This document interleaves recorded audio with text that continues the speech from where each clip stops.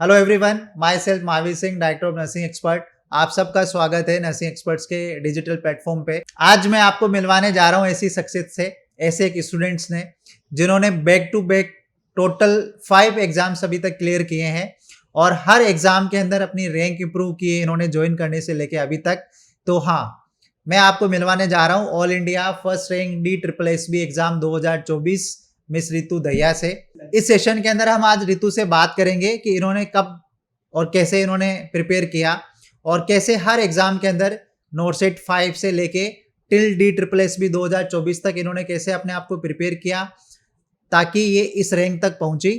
तो आइए वेलकम करते हैं रितु का। तो रितु, आपका स्वागत है नर्सिंग एक्सपर्ट्स के डिजिटल प्लेटफॉर्म पे और हम सबको आपके ऊपर बहुत प्राउड है कि आपने बहुत अच्छी बैक टू बैक रैंक्स निकाली। नोटसेट 5 के बाद में नोटसेट 5 KGMU ASI के अंदर आप क्वालिफाई हुए हैं। उसके बाद में आपने नोटसेट 7 वापस क्लियर किया एक अच्छी रैंक के साथ में, और नाउ अब आपका DSSB 2024 का जो एग्ज़ाम है उसके अंदर आपने ऑल इंडिया फर्स्ट रैंक निकाली। Thank you sir. तो आपने BSc नर्सिंग वगैरह कहाँ से करी? सर मैंने Safdarjung hospital college of nursing Delhi से पास आउट हूँ मैं। कौन से ईयर में आपने पास आउट किया 2023 मई 2023 पास आउट। अच्छा, मई 2023 के अंदर हाँ जी आपने सर। पास आउट किया। तो आपके फादर वगैरह, फैमिली वगैरह? सर मेरे घर में मेरी मम्मी पापा और भाई है, और मेरे पापा आर्मी रिटायर्ड हैं, उसके बाद अभी हरियाणा गवर्नमेंट में वेटनरी डिपार्टमेंट में काम करते हैं। और मम्मी हाउसवाइफ हैं और भाई मेरा LLB करके अभी LLM कर रहा है। बढ़िया बढ़िया, ग्रेट। तो रितु के फादर आर्मी से रिटायर्ड हैं तो ऑब्वियसली डिसिप्लिन तो लाइफ हमें ऑब्वियसली 100% रही होगी। तो पहले ये सब पूछने से पहले मैं थोड़ा सा आपसे आपकी एकेडमिक जर्नी है उसके बारे में जानना चाहता हूँ कि जब आप नर्सिंग में आपने जब एडमिशन लिया था और जो पास आउट हुए थे, वो 4 इयर्स की जो आपकी जर्नी है वो थोड़ा सा ज़रूर आप हमारे साथ में शेयर करें। सर हमेशा से मतलब ठीक था, मेरा स्कोर हमेशा से एवरेज रहा है, अच्छा रहा है, पर हमेशा से एक मन में वो था ना कि मुझे टॉप करना है, अच्छी रैंक लानी है। तो अब जाके मेरा सपना पूरा हुआ है, कॉलेज में नहीं पर अब जाके हो गया है कि हाँ मैं फर्स्ट आई। जो रितु है वो हमेशा अपने जो बैच के अंदर है वो टॉप 5 के अंदर यही है, और वहाँ तो टॉप नहीं किया लेकिन यहाँ जरूर इन्होंने टॉप कर लिया। तो एक्चुअली क्या है कि इस क्वेश्चन का पूछने का यहाँ पे मीनिंग ये था कि बहुत सारे बच्चे ऐसे होते हैं कि भैया जो कॉलेज के अंदर जो टॉपर होते हैं या कॉलेज के अंदर जो एवरेज होते हैं या जो बैक बेंचर्स होते हैं उनका कहीं भी सिलेक्शन नहीं हो सकता। तो वो चीज़ मैटर नहीं करती है कहीं ना कहीं। आप 4 साल के बाद में जब पास आउट होते हैं, जो आप प्रिपरेशन करते हो और जो कॉम्पिटिटिव एग्जाम्स के अंदर जो आप परफॉर्मेंस करते हो वो ज़्यादा मैटर करती है। तो 4 इयर्स आप कैसे क्या रहते हो वो इतना आपका मैटर नहीं करता है।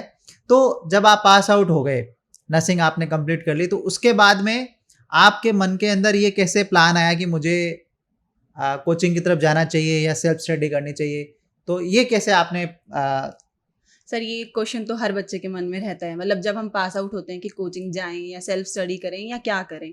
तो मैंने हमेशा देखा ना कि हमारे सीनियर्स भी थे ना, तो हमेशा से कि कोचिंग में आए हैं, नर्सिंग एक्सपर्ट्स है, हमारी सीनियर की भी बहुत अच्छी रैंक आई, सबको पता है। हाँ, तो उनसे ही मैंने सोचा कि नहीं कि हमें भी कोचिंग जाना चाहिए। फिर मैंने चूज़ किया कि नर्सिंग एक्सपर्ट ही जाना है मुझे, और ऑफलाइन मुझे ज्वाइन करना था, तो मैं nursing expert Patel Nagar branch में मैंने ऑफलाइन ज्वाइन किया। आपने कोर्स कंप्लीट होने के कितने दिनों के बाद में आपने ज्वाइन कर लिया? क्योंकि सर बहुत सारे बच्चे ऐसे होते हैं ना जो वेट करते हैं कि अभी तो जस्ट पास आउट हुए हैं, अभी तो थोड़ा चिल आउट कर लेते हैं, थोड़ा रुक के ज्वाइन करते हैं। नहीं सर, मैंने जस्ट पास आउट हुए थे, तो हमारा मतलब कॉलेज के हॉस्टल से जब हमें बोला कि ठीक है अब आप जा सकते हो, तो उसके जस्ट मैंने सीधा अपना सारा सामान लेके मैं पटेल नगर ही पहुंची थी PG में। तो मेरा सामान उधर ही डायरेक्ट गया है। अच्छा, मतलब हॉस्टल से पीजी में आ गए हाँ आप जी सर। सीधा के सीधा, है ना, घर ही नहीं गए। नहीं तो यही होता है बच्चों, अगर आपको कुछ पाना है तो आपका जो विजन है, आपका जो गोल है वो क्लियर होना चाहिए कि भाई हाँ, नर्सिंग अपनी कंप्लीट हो गई, अब मुझे गवर्नमेंट जॉब लेनी है। तो आपका जो विजन है वो क्लियर होना चाहिए। तो रितु ने क्या किया, जैसे ही पास आउट हुई, सफदरजंग का आपका सफदरजंग का जो हॉस्टल है आपका वो खाली किया और पटेल नगर आ गई और वहां अपने PG में शिफ्ट हो गई। तो जब आपने कोचिंग ज्वाइन किया हाँ जी सर। तो उस दौरान आपका क्या रूटीन रहता था? सर मैं हमेशा रात में पढ़ने वाली बच्ची थी। तो जब मैं PG में आई तो मेरी रूममेट थी, वो हमेशा सुबह उठ के पढ़ती थी और मैं रात में पढ़ती थी। तो मैं सोती 3 बजे, वो उठती 4 बजे, तो वो पूरा शेड्यूल ऐसे हो गया था ना, लाइट का ऐसे हो गया था। तो दिन भर मैं सोती और वो पढ़ती भी थी पूरा दिन ना। तो फिर ऐसे हो गया कि या तो उसको चेंज करना पड़ेगा या तो मुझे चेंज करना पड़ेगा। पर मुझे ऐसा था कि कभी ना कभी लाइफ में ना सुबह उठ के पढ़ाई मुझे भी देखनी है, क्या पता मतलब ऐसे होता हो कि सुबह उठ के पढ़ने से अच्छी पढ़ाई होती है। तो फिर मैंने भी अपना थोड़ा चेंज किया, फिर मैं भी उसकी तरह उसके साथ 4 बजे उसको बोला कि यार मुझे भी उठाया कर साथ में, तो 4 बजे उसके साथ उठती थी। फिर मैं सुबह 4 बजे उठ के, हमारे पीजी में से छत थी ना, तो छत के ऊपर जाके ठंडी हवा में वहाँ पे बैठ के मैं थ्योरी पढ़ती थी।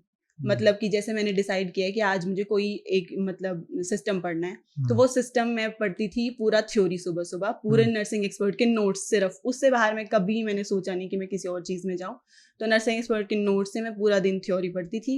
उस टाइम तक थ्योरी कभी भी पूरी हो, जैसे कोई सिस्टम छोटा होता था तो वो 2 घंटे में पूरा हो जाता था, कोई सिस्टम होता कार्डियो जैसा है, अब वो उसमें मुझे 6-7 घंटे लग जाते थे थ्योरी पूरा करने में। तो मैं सुबह उठने के लेकर के, और जब तक वो सिस्टम पूरा नहीं होता था मैं नीचे नहीं आती थी। अगर वो जैसे छोटा मतलब है ये था कि आपको कंप्लीट करना है तो वो तो वो कंप्लीट करना करना है, हाँ, ही वो है। फिक्स था मेरा कि एक बार थ्योरी कंप्लीट करूंगी फिर ही मैं नीचे जाऊंगी।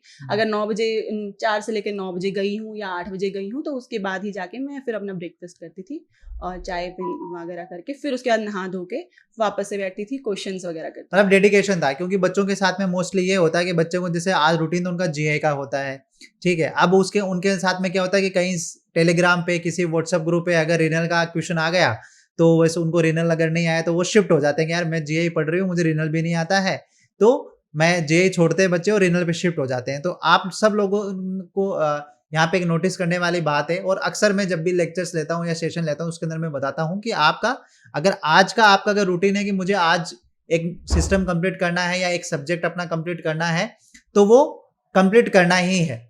तो रितु का भी वो क्लियर कट था कि भैया आज मुझे जीआई कंप्लीट करना है तो मुझे जीआई कंप्लीट करना है, या जो भी सिस्टम है सब्जेक्ट है वो कंप्लीट करना है तो कंप्लीट करना है। आप सिलेबस को कैसे आपने डिवाइड किया, टाइम को कैसे मैनेज किया आपने? क्योंकि बहुत सारे बच्चों के साथ में सबसे बड़ा इशू ये होता है कि वो सिलेबस को मैनेज नहीं कर पाते और टाइम को मैनेज नहीं कर पाते। तो सबसे पहले तो मैंने अपनी क्लासेस से मतलब ऑफलाइन से भी हो पाया, जैसे पूरा ऑफलाइन हो पाया, उसके बाद फिर मैंने ऑनलाइन रिकॉर्डेड क्लासेस भी आप लोग देते हो ना, तो मैंने सारा रिकॉर्डेड से भी जो ऑफलाइन में सिलेबस कवर हो गया था, फिर मैंने जो बचा था मैंने ऑनलाइन से अपना कवर करके साथ साथ में अपना कवर करती थी। उसके बाद जब नॉर्सेट की डेट आई फाइनल एग्जाम के, 45 डेज हमें मिलते हैं एग्जाम से, तो मैंने 30 डेज और 15 डेज ऐसे रखा था कि 30 दिन में मैं एक बार अपना सारा रिवाइज करूंगी, ऐसे ही थ्योरी प्लस क्वेश्चंस करके, फिर उसके बाद 15 दिन में मैं फिर से करूंगी, और लास्ट वाला दिन एक दिन मैंने छोड़ा था कि ठीक है चिल करेंगे, मतलब रिलैक्स टोटल आपने करेंगे। 45 डेज का आपने स्टडी प्लान बनाया, हाँ। जिसके अंदर 30 को अलग डिवाइड किया, 15 डेज को अलग वो आपने डिवाइड किया। हाँ जी सर। आप पर डे कितने एमसीक्यूज आप सोल्व करते थे? सर मतलब कि जब स्टार्टिंग में हम गए थे कोचिंग में, तो भरत सर कार्ड वाले, मुझे अभी भी याद है ना उनकी बात, तो उन्होंने बोला था कि तुम्हें लाइफ में एक फिक्स वो करना है कि इतने तो तुम्हें करने ही करने हैं ना क्वेश्चंस, वो तुम्हारी कैपेबिलिटी के हिसाब से, तुम 500 करो 400 करो, तो मैंने 200 फिक्स किया था कि चलो कुछ नहीं है 200 तो मैं कर ही लूंगी, ज्यादा भी हो सकते हैं उससे कम भी कभी नहीं करने हैं, 200 से नीचे तो नहीं जाना है। तो हाँ फिक्स मतलब ये तो मेरा था कि कोचिंग जिस दिन से ज्वाइन की उससे सिलेक्शन तक मैंने 200 क्वेश्चन पर डे किया। दैट्स ग्रेट, क्योंकि ये बच्चों देखो ये बहुत जरूरी बात इन्होंने बताई है कि पर डे आपको एमसीक्यूज तो करने ही करने हैं। नंबर ऑफ एमसीक्यूज आपकी लिमिट है कि आप कहाँ तक लेके जा सकते हो। तो हमेशा हम बताते हैं, जैसा रितु ने बताया है, टीचर्स हमेशा हर सेशन के अंदर बताते हैं कि आपको पर डे एमसीक्यू सोल्व करना है। और पर डे जब आप एमसीक्यू सोल्व करना स्टार्ट करते हैं ना, तो जरूरी नहीं कि स्टार्टिंग में ही आपके 200 है वो होने स्टार्ट हो जाएंगे। स्टार्टिंग में आपके 50 होंगे, फिर 70 पे जाओगे आप, फिर 100 में पहुंचोगे, फिर 150 तक जाओगे, फिर 200 तक आप जाओगे। तो ये बहुत ज्यादा जरूरी है कि आप थ्योरी के साथ साथ में पर डे एमसीक्यूज भी आपको करना है। एमसीक्यूज पर डे करने से क्या बेनिफिट हुआ आपको? सर एक तो कंसिस्टेंसी से बहुत वो होता है, मतलब मेरे मन में क्लियर था ना कि करना ही है, 200 तो करनी है। उससे फिर कई बार ऐसे होता था कि सिलेबस नहीं हुआ होता था कि 200 क्वेश्चन तो हैं, जैसे कोई सिस्टम है उसमें अगर मैं किसी बुक से उठा रही हूँ तो उसमें 50 ही क्वेश्चन है या 60 ही क्वेश्चन है, तो मैं दूसरे सिस्टम पे चली जाती थी कि एटलीस्ट मैं देख लूँ एक बार, क्योंकि जितनी बार रिपीट होंगे वो क्वेश्चन, अब 200 क्वेश्चन है एक बुक में, कितने ही क्वेश्चन है 4000 5000, तो 200 क्वेश्चन कितनी बार में वो रिपीट होंगे, तो रिपीट होने से हमें सबकॉन्शियस माइंड में चली जाती हैं वो चीजें, तो ये मुझे शायद बेनिफिट लगा। कौन कौन सी बुक्स हैं वो आप रेफर करते थे? सर मैं सबसे पहले तो मैंने पीआर यादव, वो तो मैं मतलब कॉलेज टाइम में थे तब, वहाँ पे भी हमारे हॉस्पिटल में जो एनओज लगे थे तो उन्होंने भी बोला था ना, तो स्टार्टिंग में मैंने पीआर यादव और सॉन्डर्स ली थी, तो सॉन्डर्स की थोड़ी थोड़ी थ्योरी देख लेना, और जो उसमें रेड मार्क वाली पॉइंट्स होते हैं ना, तो वो मैं अच्छे से देखती थी। और बस मतलब यही दोनों चीज़ें, और फिर टेस्ट सीरीज के क्वेश्चंस जो होते थे वो तो मतलब अभी भी मेरे पास रखे हुए हैं सारे टेस्ट सीरीज के। ऑफलाइन में जाती थी ना, टेस्ट सीरीज आपने शुरू की थी, तो उसके मैंने सारे टेस्ट सीरीज के क्वेश्चंस टोटल वही करती। क्योंकि बच्चों के है ना हमेशा ये क्वेश्चन बहुत होते हैं कि आप हमें बुक्स बताएं कि कौन कौन सी बुक से पढ़ना है और कौन कौन सी बुक्स हमारे को रेफर करना है। तो अब आप यहाँ पे एक चीज नोटिस करो बच्चों की, रितु ने सिर्फ और सिर्फ 2 बुक्स आपकी रेफरेंस के लिए रखी थी। एक तो आपका NCLEX Saunders South Asia edition I think, और पी आर यादव वॉल्यूम 2 हमेशा बच्चे रेफर करते हैं, वो एमसीक्यूज के लिए बेस्ट बुक है। बेसिक से लेके एडवांस तक उसके अंदर एमसीक्यूज है, बहुत अच्छे क्वेश्चन है उसके अंदर। और प्लस आपने कोचिंग के नोट्स आपने बताए इनिशियली कि मैंने सिर्फ कोचिंग के नोट्स आपने किए हैं। तो इतनी लंबी आपकी जर्नी रही है, तो आप अपने आप को मोटिवेट कैसे रखते थे? क्योंकि बच्चों के साथ में सबसे ज़्यादा क्या होता है कि जब बच्चे कोचिंग ज्वाइन करते हैं बहुत एनर्जी होती है उनके अंदर कि अब कोचिंग ज्वाइन करनी है तब सिलेक्शन ही लेना है। लेकिन कई बार क्या होता है कि बच्चों के साथ में ऐसी सिचुएशंस आ जाती हैं, या तो उसकी वजह से क्या होता है वो डिमोटिवेट फील करने लग जाते हैं, या अपना जो ट्रैक है वो छोड़ देते हैं। तो आपने अपने आप को कैसे मोटिवेटेड रखा ड्यूरिंग दिस जर्नी? ये तो हमारे साथ भी हुआ था ना सर। मतलब हम जब आए थे नॉर्सेट के टाइम पे कि हमें नॉर्सेट 5 देना है, तो उस टाइम पे प्री और मेंस हो गया, तो वो एक चीज हमारे लिए भी ऐसी हुई थी कि मतलब अच्छा, अब आपके हम टाइम कैसे से ये करेंगे? फर्स्ट टाइम स्टार्ट हुआ था प्री और मेंस? तो ये सबसे ज्यादा उस टाइम पे था कि भैया अब 2 हो गए एग्जाम, तो कैसे हम क्लियर करेंगे। तो रितु उस एग्जाम से आपका स्टार्टिंग है जिसके नॉर्सेट 5 के अंदर प्री और मेंस आपके दोनों स्टार्ट हुए थे। ग्रेट। तो एक बार तो डर लगा था कि कैसे करेंगे, 2 एग्जाम है, समझ नहीं आ रहा था। पर फिर ये था कि करना है ना, मतलब एक ऐसे हो गया था कि जॉब लेनी है और नर्सिंग ऑफिसर हमें बनना है। अब नर्सिंग प्रोफेशन में आए हैं तो एक गवर्नमेंट हॉस्पिटल में नर्सिंग ऑफिसर बनना, और इतने हाई पर्क्स सब बताते हैं ना कि नर्सिंग ऑफिसर बनने से तो बहुत फायदे हैं। तो बस वही सब सोच के कि और घर वालों का नाम रोशन करना है बस। चलो बढ़िया है, ये चीज़ इनको मोटिवेट की कि भैया मुझे बनना है तो मुझे बनना है, गवर्नमेंट जॉब लेनी है तो लेनी है। और ये बात हमेशा आपको ध्यान में रखनी चाहिए। आप जब कोचिंग ज्वाइन करते हैं ना तब आपके अंदर एनर्जी बहुत होती है बच्चों के अंदर, वो एनर्जी टिल सिलेक्शन आपके अंदर होनी चाहिए कि यार मुझे लेनी है जॉब, तो लेनी है चाहे कुछ भी हो जाए, कैसा भी एग्जाम आ जाए, एग्जाम चाहे 2 हो चाहे 3 हो, लेकिन अगर जॉब लेनी है तो लेनी है। ये चीज़ आपको हमेशा ध्यान में रखनी है। बाकी जो फैमिली कंडीशंस होती हैं, जो फैमिली का जो मोटिवेशन होता है, जो सपोर्ट होता है, वो बहुत बड़ी एक चीज़ होती है। हाँ सर। तो आपको हमेशा फैमिली से सपोर्ट मिला होगा? बहुत सपोर्ट मिला है सर। जब हॉस्टल से जब मैंने बोला कि मुझे पीजी जाना है, मतलब सब एक्सपेक्ट करते हैं ना कि अब तो कॉलेज हो गया, 4 साल हॉस्टल में रही है, अब तो घर वापस आएगी। तो फिर ऐसे था कि नहीं, मुझे तो पीजी जाना है और मुझे पढ़ाई करनी है, क्योंकि मतलब मैं हरियाणा से आती हूँ, तो वहाँ से थोड़ा टाइम लग जाता है, दिल्ली आने में 2-2.5 घंटे लग जाते हैं। तो फिर अप डाउन तो हो नहीं सकता, मुझे ऑफलाइन ही ज्वाइन करना था। तब मुझे ऐसे था कि ऑनलाइन क्या पता मैं पढ़ पाऊँ ना पढ़ पाऊँ, सबके मन में होता है ऐसे। तो फिर मैंने कहा ऑफलाइन ज्वाइन करना है और मुझे फिर पीजी में रहना ही है, तो करना है तो ये तो करना पड़ेगा। तो फिर मम्मी पापा ने बोला कि ठीक है, अब तुझे करना है, जॉब लेनी है तो ठीक है जा। आप ड्यूरिंग एग्जाम, जब एग्जाम आता है ना तो बच्चों का सबसे बड़ा ये एमसीक्यूज, मतलब बच्चों के जो क्वेश्चंस होते हैं ना, वो सबसे ज्यादा ये एक क्वेश्चन होता है बच्चों का कि इन्होंने कितने एमसीक्यूज हैं एग्जाम के अंदर, कितने क्वेश्चन है एग्जाम के अंदर वो अटेम्प्ट किए। तो आप जनरली कितने एमसीक्यूज अटेम्प्ट करते थे एग्जाम्स के अंदर? सर जैसे अगर 100 मार्क्स का होता है, 100 क्वेश्चंस होते हैं, तो मैं यूजुअली सोचती हूँ कि मैं 75-80 तक तो जाऊँ आराम से, मतलब 80-85 तक जाती हूँ।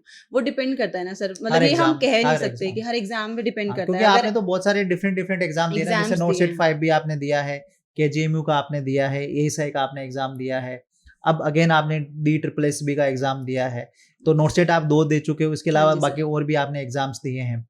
तो एग्जाम के दौरान आप अपने आप को कैसे मैनेज करते थे? क्योंकि एग्जाम के दौरान बच्चों के साथ में क्या होता है कि स्टार्टिंग के 5 क्वेश्चन नहीं आते तो बच्चे डिमोटिवेट हो जाते हैं, एंजाइटी के अंदर आ जाते हैं। तो एग्जाम के अंदर आप अपने आप को कैसे मैनेज करते थे? सर एक चीज़ होती है ना, मतलब हमें ऐसा लगता है कि एक क्वेश्चन नहीं आया, दूसरा नहीं आया, पर मुझे ऐसा लगता था कि आगे आने वाले क्वेश्चन तो मुझे आते होंगे। ऐसा नहीं है कि ये शायद मेरे वाले में मेरे सेट में ये वाला क्वेश्चन नहीं आ रहा है, पर आगे आने वाले आएंगे। तो मुझे ये वाली कभी ऐसा फील नहीं होता था कि मुझे नहीं आएगा या नहीं होगा। अगर मैंने पढ़ा है तो होगा ही, सब पढ़ाई हुई चीज़ों से आता है ना सर। पढ़ाई हुई चीज़ों से आते हैं। बच्चों को अपने ऊपर कॉन्फिडेंस होना चाहिए। सबसे बड़ी चीज़ क्या है कि आप प्रिपेयर करके आए हो, आपको अपने ऊपर कॉन्फिडेंस होना चाहिए। एक क्वेश्चन अगर आ गया है, 5 भी अगर आ गए, 10 भी आ गए, तो भी कोई बड़ी चीज नहीं है। आपके पास में अगर 100 एमसीक्यूज हैं, 100 क्वेश्चंस का आपका पेपर है, 100 मार्क्स का आपका पेपर है, 100 एमसीक्यूज अगर आपके पास में है और स्टार्टिंग अगर आपको 10 एमसीक्यूज नहीं आते तो आपको डिमोटिवेट नहीं होना है, एंजाइटी में नहीं जाना है। 90 एमसीक्यूज अभी भी पीछे हैं। उन 90 में से अगर आप 70 75 भी अगर आप ठीक करते हो तो आपका सिलेक्शन कहीं नहीं गया। तो आपको हमेशा ये बात रखनी है कि स्टार्टिंग के 5-10 क्वेश्चन अगर आपके खराब हो रहे हैं तो आपको डिमोटिवेट नहीं होना है। आप एग्जाम को कितने पार्ट में डिवाइड करके या के अटेम्प्ट कैसे करते थे, एग्जाम कैसे अटेम्प्ट करते थे, क्योंकि ये एक आर्ट होती है। एग्जाम को जो सही तरीके से देखो, प्रिपेयर तो सभी करते हैं और सब बहुत अच्छे से करते हैं। हो सकता है कि आप दिन के 12 घंटे पढ़ते होंगे, लेकिन कोई ऐसा भी होगा जो 16 आवर्स भी पढ़ता होगा, लेकिन वो फिर भी रैंक नहीं निकाल पा रहा है या वो फिर भी एग्जाम क्लियर नहीं कर पा रहा है। उसके पीछे बहुत बड़ा रीजन ये होता है कि बच्चों को एग्जाम डील करना नहीं आता है, कि हमारे को जो पेपर है वो कैसे अटेम्प्ट करना है। तो आप पेपर कैसे अटेम्प्ट करते थे, क्योंकि ये बात बतानी बच्चों को ज्यादा जरूरी है कि पेपर कैसे अटेम्प्ट करते थे आप। सर अभी तो मतलब ऑलरेडी एग्जाम ऐसे सेशंस में खुल रहे हैं ना, हम्म। 18-18 मिनट के सेशंस में आ रहे हैं, तो वो अपने आप में ही ऐसे रहता है कि अगर मान लो कि मेरे इस वाले सेशन में मैं ऐसे सोचती हूँ कि अगर 20 क्वेश्चन है तो उसमें मैं 16 प्लस लेके चलती थी कि 16 तक तो मुझे अटेम्प्ट करने ही है एक सेशन के अंदर। और अगर किसी में ऐसा होता था कि बहुत हार्ड हो रखा है, मतलब मुझे नहीं आ रहा है कि समझ नहीं आ रहा है, तो उसमें मैं सोचती थी अगर इसमें चलो ठीक है 12 भी अटेम्प्ट हो रहे हैं तो मैं आगे आने वाले सेशंस में उसको वो करके कम वो कर लूंगी। तो एवरेज में ऐसे ही रखती थी कि सब बैलेंस हो जाए थोड़ा थोड़ा, सेम क्वेश्चंस। तो मतलब आपके टाइम पे तो चलो ठीक है, हाँ सेशंस वगैरह थे। अब तो देखो बच्चों, आपके लिए बहुत बेनिफिट वाली चीज हो गई है, क्योंकि एमसी अब आपका क्या करता है, टाइम मैनेजमेंट आपको करके देता है। ऑलरेडी वो सारे सेक्शंस है वो आपको बना के देता है कि एक जो सेक्शन है वो आपका इतना मिनट्स का, इतने एमसीक्यूज हैं, तो आपको वो चीज करनी नहीं है। आप नेगेटिव पे कैसे कंट्रोल, नेगेटिव मार्किंग को कैसे कंट्रोल करते थे, एक्यूरेसी कैसे लेके आते थे आप, क्योंकि बच्चों के साथ में बहुत बड़ा टास्क होता है कि नेगेटिव को कैसे कंट्रोल करें। सर मेरा तो एक ही लॉजिक है, जो नहीं आता नहीं आता छोड़ दे, अब उसमें ज्यादा दिमाग लगाऊंगी। और दूसरी चीज एक मेरे को है कि मैंने एक बार पढ़ लिया, मतलब अच्छे से एक क्वेश्चन एक बार पढ़ लिया, उसके बाद अगर मुझे आता है तो ठीक है, नहीं आता है तो ओके, बस। मैं अगर दूसरी बार भी, या फिर अभी नॉर्थ सेट में चल रहा है ना, तो मेंस में तो इतना ज्यादा टाइम है हमारे पास कि क्वेश्चन इतने कम होते हैं, 40 ही क्वेश्चन है हमारे पास, 45 मिनट्स हैं, और क्वेश्चन वन लाइनर्स आ रहे हैं अभी, आजकल तो वन लाइनर्स ही आ रहे हैं, तो उसमें 20 मिनट में हो जाता है। तो मैं बाकी बची हुई 20 मिनट, मतलब सबका अलग अलग हो जाता है, 2 बार 3 बार पढ़ना चाहिए, सब ऐसे बोलते हैं, पर मैं एक बार में ही क्वेश्चन को अच्छे से एक बार रीड करती हूँ और एक ही बार में आंसर लगाती हूँ कि ठीक है ये आता है तो मतलब ठीक है, नहीं फर्स्ट आता टाइम जो आपके दिमाग के अंदर आता है हाँ वही आप वही आंसर लगाती हूँ। लगाते हो। मैं रीथिंक नहीं करती हूँ क्वेश्चन पे। अगर मेरे को टाइम भी बचा है ना, अभी जिस नॉर्थ सेट में था मेरे पास 20 मिनट बचे हैं, तो 20 मिनट में हेड डाउन करके अपना वापस से अपनी एनर्जी को रीगेन करती हूँ और बस उसको एज इट इज छोड़ देती हूँ। हाँ, क्योंकि बच्चों के साथ में बहुत बहुत ज्यादा ये होता है, कुछ बच्चे ऐसे होते हैं ना, जैसे उनके पास में 20 मिनट बच गई है या 15 मिनट बच गई है, तो वो रीड करते हैं, रीड करते हैं, हाँ दोबारा पेपर को अटेम्प्ट करते हैं। उसके अंदर कई बार ऐसा होता है कि बच्चों का जो फर्स्ट टाइम पे जो राइट आंसर होता है ना, वो लास्ट में आते आते उसको भी 4-5 क्वेश्चन ऐसे होते हैं जिनको वो रॉन्ग करके आ जाते हैं। जैसे सर हम मतलब हर क्लास में यही बताया जाता है ना कि मतलब दोबारा जो हमारे एकदम से सबकॉन्शियस माइंड जो आंसर देता है ना, जो हमारी इंट्यूशन कहती है वही सही होता है। दोबारा हम सोचते हैं ना, हम बहुत लॉजिक्स लगा देते हैं, हम उसकी सारी थ्योरी और सारा उसके याद सब करते कुछ, हैं कि कहाँ हाँ से कि क्या इससे बताया था, ऐसे इस लिंक हो बुक से सकता है, ये ये हो से, सकता है, वो सकता है, फिर हम गलत करते हैं फिर उसको। गलत कर देते हैं। नर्सिंग एक्सपर्ट ने आपकी सक्सेस के अंदर कैसे रोल प्ले किया, या क्या रोल है नर्सिंग एक्सपर्ट्स का? सर एक तो सर टीचर्स का मोटिवेशन, मतलब क्लास में भी इतना ज़्यादा मोटिवेशन, हर बात पे बोलना कि नहीं हो जाएगा सिलेक्शन, कोई वो नहीं है। और फिर दूसरा हमने देखा भी है, जब मतलब हर आते हैं ना लोग जिनकी रैंक्स आती हैं, तो वो भी बताते हैं कि कैसे पढ़ाई की। और नोट्स वाली चीज़, मतलब मेरे को कभी थ्योरी के लिए कहीं जाना नहीं पड़ा, तो नोट्स तो मुझे ऐसा लगता है कि जो भी टीचर्स पढ़ाते हैं, कई बार हमें ऐसा लगता है ना कि कुछ चीज़ों में, जैसे नरेंद्र मांडा सर, मतलब ओबीजी इतना वास्ट पढ़ाते हैं ना सर, कि मैंने खुद सोचा है कि सर इतना क्यों पढ़ा रहे हैं, इतना तो नहीं होगा ना। पर जब नॉर्थ सेट, अभी 7 की ही बताती हूँ मैं आपको, नॉर्थ सेट 7 में जब आया, पूरी मतलब एक सेशन पूरा ओबीजी था, 40 क्वेश्चन, और वो इतना वास्ट था, इतने मैन्यूअर्स पूछ दिए ना, तो तब मुझे लगा कि ओके अभी ठीक है, अब सर काम ने आई जो ना, पढ़ाया था अब जो काम आ वास्ट रहा पढ़े है। ना अब काम आई कभी, हाँ क्योंकि ये ना बच्चों को ये लगता है कि हमारे पास में टाइम कम है, इतना ज्यादा पढ़ा रहे हैं, हमारा सिलेबस नहीं होगा। लेकिन वो जब एग्जाम के अंदर बैठते हैं, वहां एमसीक्यू देखते हैं, तो फिर उनको पता लगता है कि यार जो वास्ट पढ़ाया है उस अब हमारे को हेल्प कर रहा है। तो ओवरऑल आप जैसे जैसे हमारे जो कुछ चीज़ें ऐसी है, जैसे हम बच्चों को देते हैं, रिकॉर्डेड वीडियोस देते हैं, टेस्ट सीरीज देते हैं, तो इनके बारे में, ये कैसे आपको हेल्प सर करें? रिकॉर्डेड वीडियोस तो मतलब हैं बहुत हेल्पफुल। अगर आपका सिलेबस जैसे कि टाइम कम था हमारे पास, जब मैं आई थी मई 23 में, उस टाइम पे जून वाले नॉर्सेट 4 एकदम से लॉन्च हुआ था, तो सब ऐसे वो हो गया था ना कि ये वाला सिलेबस भी होना है, और उस टाइम पे आपकी मैराथन्स वगैरह भी चल रही थी, तो उस टाइम पे ऐसे हो गया था कि अब मैं ऑफलाइन में भी कवर कर रही हूँ, तो ऑफलाइन जाके भी कर रही हूँ। फिर मैंने सोचा कि अभी क्लासेस भी हैं हमारे पास, टाइम भी है, क्योंकि नॉर्सेट 4 बीच में आ गया है और फिर नॉर्सेट 5 भी सितंबर में होने वाला है, तो उसलिए मैंने ऑफलाइन क्लासेस ली, फिर घर जाके रिकॉर्डेड क्लासेस, तो कुछ और मतलब अभी यहाँ पे कोई सिस्टम चल रहा है तो मैंने घर जाके कोई और सब्जेक्ट उठा के वो रिकॉर्डेड क्लासेस से अपने नोट्स मतलब कंप्लीट पैरेलल आपको रिकॉर्डेड में भी आप साथ में चलाते थे ताकि हाँ। सिलेबस आपका साथ का साथ रन करे। ये हमेशा मैं सेशन के अंदर बताता हूँ बच्चों को। और हमारा सबसे बड़ा जो स्ट्रॉन्ग पॉइंट है ना, ये भी है कि हम ऑफलाइन क्लासेस के साथ साथ में रिकॉर्डेड वीडियोस भी देते हैं। रिकॉर्डेड वीडियो से ये फायदा मिलता है, नंबर 1 चीज तो कि जैसे अगर आप ऑफलाइन क्लास में अगर थोड़ा बहुत भी आपसे कोई चीज मिस हो गई है, तो वापस आप रिकॉर्डेड वीडियो ओपन करके उसके अंदर आप रिवाइज कर सकते हो, वो अपनी डायरी के अंदर या आपने जो नोटबुक है उसके अंदर आप नोट डाउन कर सकते हो। सेकेंड थिंग, रिकॉर्डेड वीडियो से आपको ये बेनिफिट मिलती है कि आप जैसे घर जाने के बाद में एमसीक्यूज प्रैक्टिस अगर आप कर रहे हो, अगर आपको कोई एमसीक्यू नहीं हुआ तो आप उसको वापस वीडियो को देख सकते हो कि भाई कॉन्सेप्ट में सर ने क्या बताया था, तो वो भी है। कई बार ऐसा भी होता है सर, क्लास में हम मतलब हर इंसान एक जगह पे हाँ, 100% तो नहीं हो 100% नहीं सकता, हो सकता। तो कुछ पॉइंट्स छूट भी जाते हैं ना, तो वो हम रिकॉर्डेड क्लासेस में रिकॉर्डेड वापस से चले जाके जाते देख हैं। लेते हैं कि अच्छा ठीक है ये स्किप हो गया था।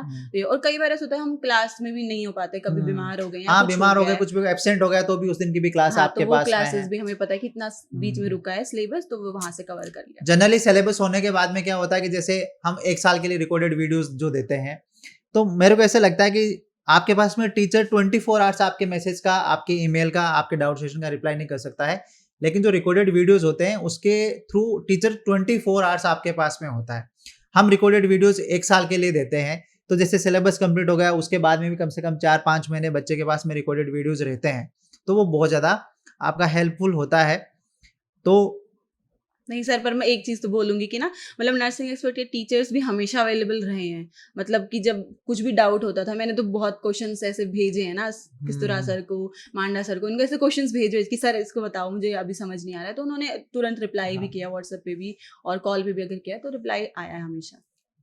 तो अभी बहुत सारे बच्चे हैं जो प्रिपेयर कर रहे हैं, तो आप उनको क्या एडवाइस देना चाहते हैं या उनके लिए क्या आपके सजेशंस हैं कि आपको कैसे प्रिपेयर करना है, कहाँ से प्रिपेयर करना है? तो कुछ आप उनको सर बताइए। सबसे पहले तो मोटिवेशन, मतलब कि अगर जॉब लेनी है, एक नर्सिंग ऑफिसर बनना है, तो मोटिवेशन इंपॉर्टेंट है, और वो अपने आप से आती है कि हम सबको पता है आजकल ऐसा टाइम चल रहा है ना, कंपटीशन इतना ज़्यादा हो गया है, तो सबको पता है कि हमें हार्ड वर्क करना ही है। दूसरा है सर स्मार्ट वर्क, कि हमें अपना खुद से देखना है कि मतलब कि कैसे हमें सिलेबस भी करना है, हमें अपने एमसीक्यूज भी करने हैं और अपना टाइम टेबल मेंटेन करके रखना है। कंसिस्टेंसी, जैसे मैंने बोला कि क्वेश्चंस तो करने ही है, क्वेश्चंस करना मुझे ज़्यादा इंपॉर्टेंट लगता है कि थ्योरी अपनी साइड बाय साइड रखो और क्वेश्चन साथ साथ करो, थ्योरी भी स्ट्रांग होनी चाहिए आपकी। एमसीक्यूज करने से बेनिफिट होता है ना, ये पता लग जाता है कि आपका कॉन्सेप्ट क्लियर है कि नहीं है। हाँ। क्योंकि मैं हमेशा बच्चों को ये बोलता हूँ कि आपके जो कॉन्सेप्ट है वो क्लियर होने चाहिए। आप नंबर ऑफ बुक्स मत पढ़ो, क्वांटिटी पे आप फोकस मत करो, आप क्वालिटी पे फोकस करो। अगर आपका कॉन्सेप्ट क्लियर है किसी भी सब्जेक्ट का, अगर आपका कॉन्सेप्ट क्लियर है तो कैसी भी बुक आ जाए, एग्जाम के किसी भी लेवल का आपका एमसीक्यू आ जाए, 100% आपका वो एमसीक्यू है वो राइट होगा ही होगा, अगर आपका कॉन्सेप्ट क्लियर है ना? बिल्कुल सर, सही हाँ, बोल रहा हूँ ना? कॉन्सेप्ट इम्पोर्टेंट है, हाँ। और एक बार आप अच्छे से समझ लेते हो चीज़ों को, फिर तो क्वेश्चन ऐसे लगता है कि ठीक है, हाँ ये भी ऐसे हो जाएगा, इसको भी घुमा फिरा के हम उस चीज़ का आंसर ले आ जाते हैं, सही रहता है। तो ये थी हमारे साथ में Ritu, DSSB all India first rank. Ritu ने नॉर्सेट 5 से अपनी जर्नी स्टार्ट करी थी। नॉर्सेट 5 के अंदर इनकी 3500 रैंक थी। उसके बाद में इन्होंने KGMU का एग्ज़ाम दिया था। KGMU के अंदर इनकी ऑल इंडिया 122 रैंक थी। उसके बाद में इन्होंने ASI का एग्ज़ाम दिया था। ASI एग्ज़ाम इनका क्वालिफाइड था, उसका अभी फाइनल लिस्ट नहीं आई है, उसका आपका DF वगैरह सब कुछ हो गया था। उसके बाद में नॉर्सेट 6 इन्होंने अटेम्प्ट नहीं किया था आई थिंक। उसके बाद में नॉर्सेट 7 इन्होंने अटेम्प्ट किया। नॉर्सेट 7 के अंदर इनकी 270 इनकी रैंक थी। और फाइनल जो इन्होंने एग्ज़ाम दिया था वापस दिल्ली आने के लिए, क्योंकि आप इनकी जर्नी देखिए, नॉर्सेट 5 में स्टार्ट होती है एम्स देवगढ़ से लेके, फिर एम्स आपका ऋषिकेश, एम्स ऋषिकेश से अब नाउ बैक टू दिल्ली। तो आप ये जर्नी देखिए, इस वीडियो को आप देखिए अच्छे से, और जो इन्होंने एडवाइस आपको बताई है, जो इन्होंने अपनी सक्सेस स्टोरी बताई है, वो सब आपको फॉलो करनी है, ताकि जो भी एग्जाम आप नेक्स्ट प्रिपेयर कर रहे हैं वो आपका जरूर क्लियर हो। आप सबको हमारी तरफ से all the all best. The best. Thank you so much. Thank you Ritu. Thank you sir.